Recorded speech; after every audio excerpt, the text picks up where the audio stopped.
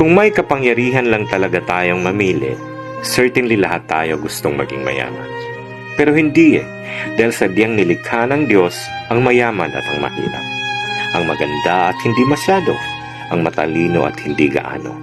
At gaya ng ating mga daliri, iba-iba ang ating mga katangian. Pero ganun pa man, ang tanging nagbubuklod sa ating lahat ay ang iisang hangaring magkaroon ng maginhawang buhay ang ating bawat pamilya. Kaya kung nasa taas man ang estado mo ngayon, huwag kang feeling perfect. Huwag umastang para kang sino. At sakaling nasa mababa ka man ngayon, huwag pang hinaan ng loob. Maging grateful sa kung anong meron ka. Because success really comes in different forms. Hindi ito tungkol sa yaman lang. Bagkus, ito'y tungkol sa pagkakaroon ng simple at masayang pamilya. Walang mga sakit, may tahimik at payapang isipan. Good morning!